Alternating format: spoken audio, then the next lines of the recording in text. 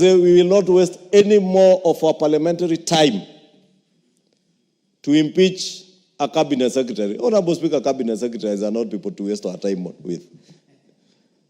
The honorable thing for a cabinet secretary who feels they have failed on their job, or they are too big for the current job that they are holding, is to resign. They should not waste our time, or even waste the president's time.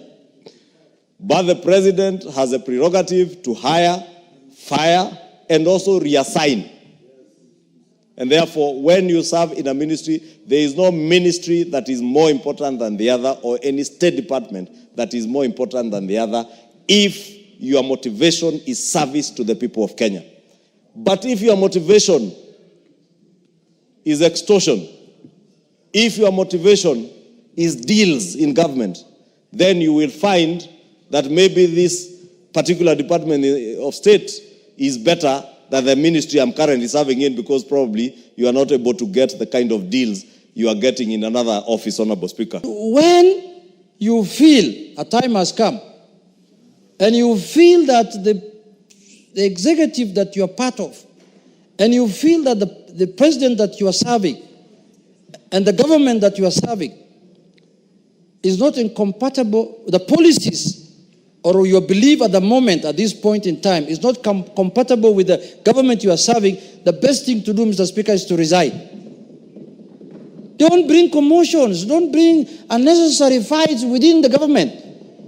Be a man enough and say, this is enough now. I don't think, the way you've said, I don't think what is happening now is not what I came to do. For that reason, I want to leave. It's only in African societies or in African democracies where somebody disagrees with the policies, disagrees with what's happening in a government, and he still wants to stay there. To do what? You cannot be a cabinet secretary who is issuing contrary views to what your government is saying. It's immoral, actually.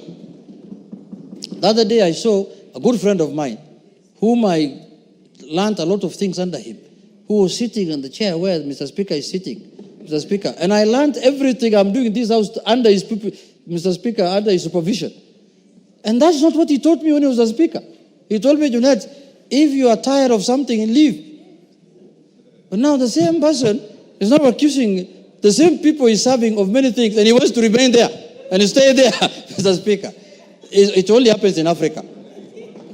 It cannot happen. And targeting communities, targeting people of certain, community, Mr. Speaker.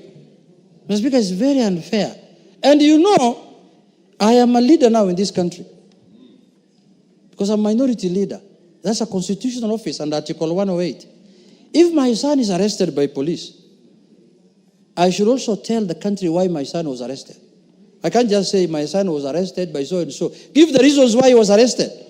And then why do you wait for 7 months so that you tell Kenyans why your son was arrested? Why don't you tell them the day he was released that my son was arrested, and then you drop names. You say I went to the president and the president told me that I called so and so. My friend, where is this secrecy of oath? It's called what? Oath of secrecy. Why can't you discuss things at that level with the people who are concerned? Now, if you have